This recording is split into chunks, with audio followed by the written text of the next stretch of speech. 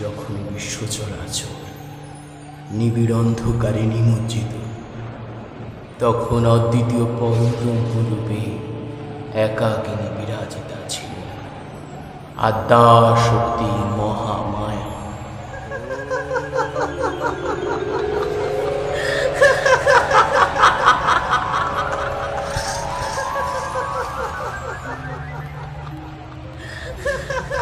লিঙ্গাতীত হয়ে পুরুষ ও প্রকৃতি এই দুই ভাব একত্রিত করে তিনি বিদ্যমান ছিলেন অবাক মানুষ গোচরে।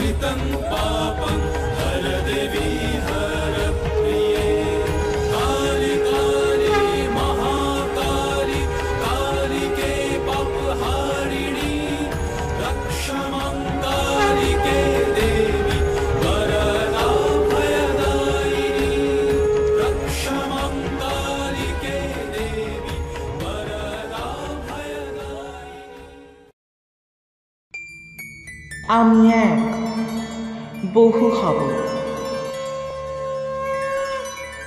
एको अहम बहुश्याम। সেই মুহূর্তে দেবী মহাশূন্যে তারই ছায়া দর্শন করে।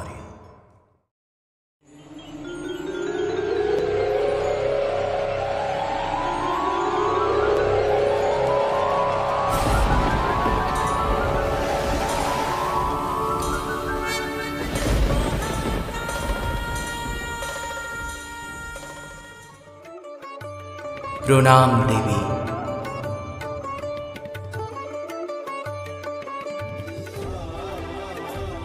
হে দেবী, কে আমি, কে মম পরিচয়?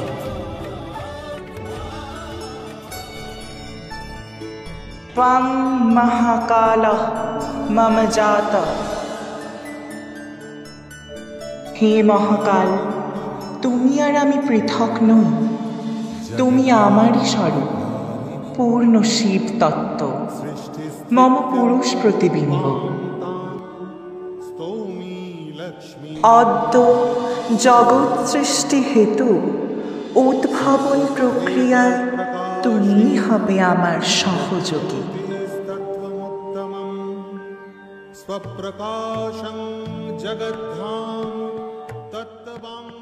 হে দেবী, আপনা হতে মম সৃষ্টি, তাই তব ইচ্ছা পূর্তি মম উদ্দেশ্য। তবে কিভাবে হব আমি তব সহযোগী?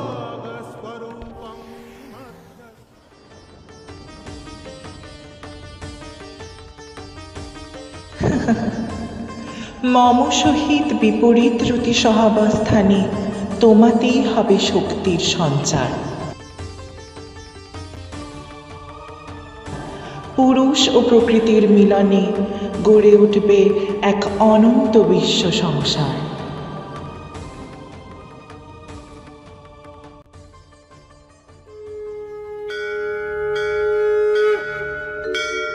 ॐ मेघाङ्गीं विगताम्बरां शबाशिवरूढां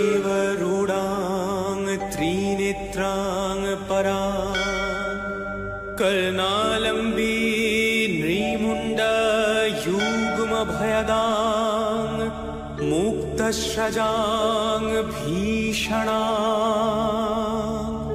बमाधोर्धकराम्बुजे नरशीरखड्गञ्च सव्यतरे दाना। দেবীর সহিত বিপরীত রতি সহাবস্থানে প্রারম্ভ হল সৃষ্টিক্রিয়া। সৃষ্টিক্রিয়ায় দেবীর শরীর হতে দুই ঘর্মবৃন্দ মহাশূন্যে পতিত হয়।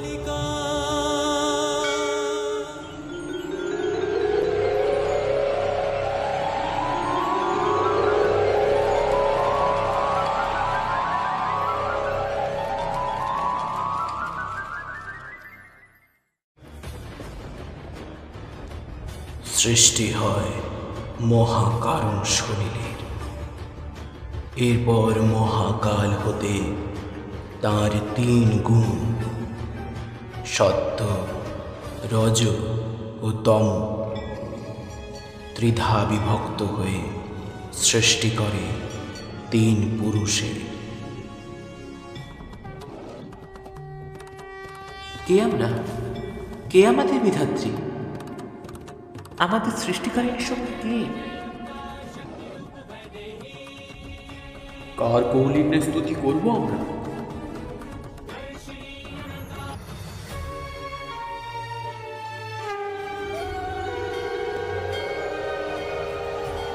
সাধনা হে পুরুষত্রয়, কেবল সাধনাই তোমাদিগের উৎসুকতা দূর করতে সক্ষম। অনন্ত কারণ শরীরে ঘোর সাধনায় লীন হও। সঠিক সময় আমি প্রকট হব।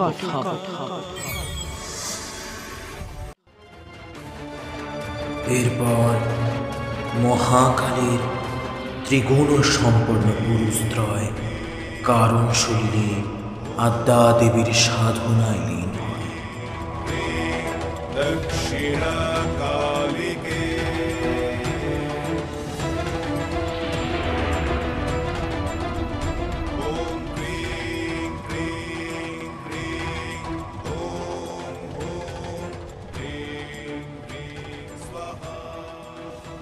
বহুকাল ব্যতীত হল।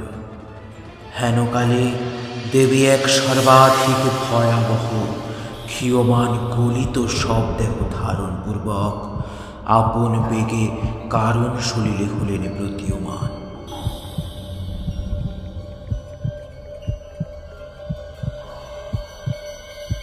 সর্বপ্রথম দেবী এলেন ধ্যানরত সাত্ত্বিক পুরুষের কাছে। ঘোর অসুচি, ঘোর অসুচি, পরিত্রাণী গতি। তখন সেই পুরুষ পূর্বপার্শ্বে তার মুখাবর্তন পূর্বক পুনরায় সাধনায় যথারীতি পুনরায় সব দেহ তার সম্মুখে উপনীত হয়। এইভাবে পশ্চিম দক্ষিণ চিরতরে চতুরানন হয়ে ওঠে। তখন চতুর্দিক কম্পিত হল দেবীর ভয়ঙ্কর অট্টহাস্য। তিনি সাত্ত্বিক পুরুষকে রাজসিক গুণ প্রদান পূর্বক রক্তিম দেহ প্রদান করলেন। তুই ব্রহ্মা, সাত্ত্বিক নয়, রাজসিক গুণ প্রদানই তোরে। সঙ্গে প্রদান করি সৃষ্টির ভার। এবার দেবী ভেসে এলেন ধ্যানরত রাজসিক পুরুষের কাছে। অতি বিভীষিকাময় সেই মূর্তি দেখে এক লম্ফে সেই স্থান ত্যাগ করে সমুদ্রে তলে আশ্রয় নেয়।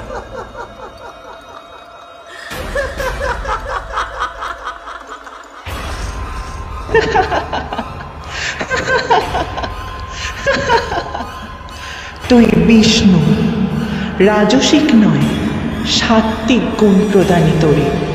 সঙ্গে প্রদান করি ব্রহ্মারচিত সৃষ্টির পালনের ভার। দেবী পুনরায় সব রূপে ভাসমান হয়ে তামসিক পুরুষের নিকট এলেন। নয়ন উন্মোচন করে সেই পুরুষ দেবীকে চিনতে সক্ষম হয়। হে মাতো, এতদিনই কৃপা হল। হে বিশ্বেশ্বরী, মম সাধনা আজ সার্থক হইলেন। সহকারে বাহুতে তুলে আলিঙ্গন করলেন। তৎপরই তার হৃদয় পরি উপবিষ্ট হয়ে অবিরত রাখলেন তার শক্তি সাধনা। প্রসন্না বদনা দেবী কালিকা ঘোষণা করলেন, হে পুরুষ, তুমি তো ত্রিগুণাতীত। তম সহিত সত্য ও রজ অবশিষ্ট দুই গুণ প্রধান তোমারে। মহাকালের ত্রিগুণই তোমার মধ্যে বিদ্যমান। ত্রিগুণ ধারক হয়েও তুমি গুণাতীত, মম পূর্ণ শিব তত্ত্ব।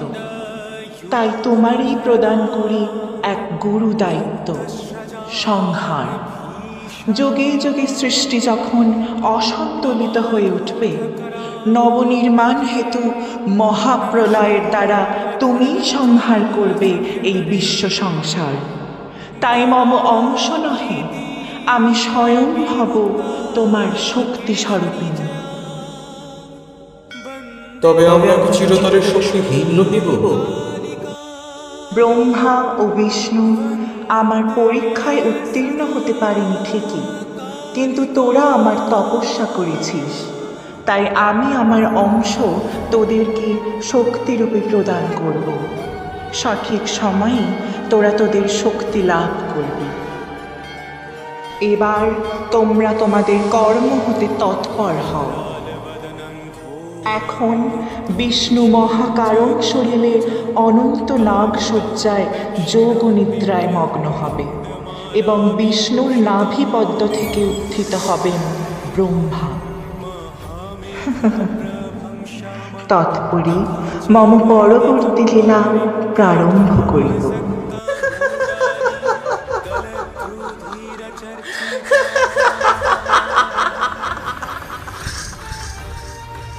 আপনার আদেশ শিরোধার্য হে মাতা। আপনার দেওয়া কর্তব্য পালন করতে আমরা সদা তৎপর থাকিব। त्रिनेत्रांच कपालकत्रिकाकरां मुक्तकेशिं ललज्ज्यवं पिबन्तीं रुधिरं मुहुः चतुर्बाहु समायुक्तां